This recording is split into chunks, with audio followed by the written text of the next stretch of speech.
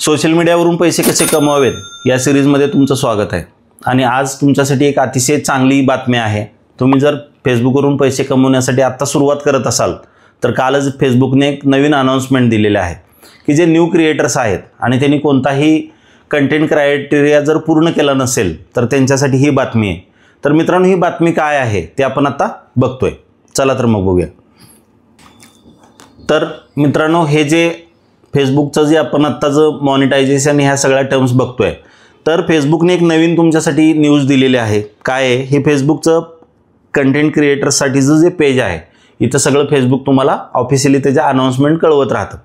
तर मित्रांनो, याच्यामध्ये त्यांनी जे काय सांगितलंय ना, हे क्रिएटरच्या स्टोरीमध्ये, तर जे new helping creators break through and get discovered on Facebook, तर याचं मिनिंग काय आहे की जे छोटे क्रिएटर्स आहेत की ज्यांनी अजून तो क्रायटेरिया पूर्ण केलेला नसेल किंवा काय असेल, आणि जर ते ओरिजिनल कंटेंट पोस्ट करत असतील त्यांच्या पेजेसवरती, तर ते काय करणार आहेत की सद्यस्थितीला तुम्हाला जे हे थोडंसं झूम करून बघा, congrats, we are helping your content reach more people, असं नोटिफिकेशन तुम्हाला येणार। म्हणजे काय होणार, जरी एखाद्या व्यक्तीनं तुमचा पेज किंवा त्या कंटेंटला लाईक केलेलं नसेल तरीसुद्धा त्यांच्या न्यूज फीडमध्ये ते जेव्हा स्क्रोल करत असतील तर त्यांना तुमचा हा कंटेंट ॲज अ रिकमेंडेड म्हणून त्यांच्या प्रोफाईलवरती दिसत राहणार आहे किंवा त्या ग्रुप्समध्ये दिसत राहणार आहे। त्याच्यामुळे होईल काय की जे लोक आहेत की ज्यांचा कंटेंट जास्त रीच नाही होत म्हणून त्यांना जो अडचण येते, तर त्या लोकांना याच्यातून एक फायदा असा होईल की त्यांचा कंटेंट जास्तीत जास्त लोकांपर्यंत पोहोचून त्यांना बूस्ट मिळेल, म्हणजे त्यांचं पेज लवकर ग्रो करायला चान्स होईल।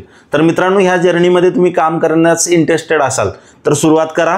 काही उशीर वगैरे झालेलं नाही। कोणतीही गोष्ट सुरुवात करताना पहिल्यांदा टफ वाटते, पण सुरुवात केल्यानंतर ते चालून जाते। तसाच हा प्रकार आहे। तर तुम्ही काम सुरू करा, ही ग्रोथ तुम्हाला मिळत राहणार आहे। फक्त एक गोष्ट लक्षात ठेवा, कंटेंट हा ओरिजिनल असला पाहिजे।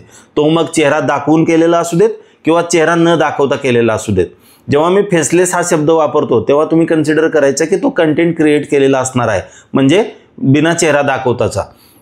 काम कोणतंही करा, फक्त ते ओरिजिनल असायला पाहिजे। फेसबुकच्या छोट्या छोट्या टर्म्स आहेत त्या तुम्ही समजून घ्या, यश तुम्हाला नक्की मिळणार आहे। भेटू लवकरच नवीन व्हिडिओ, नवीन विषय। तोपर्यंत जय महाराष्ट्र।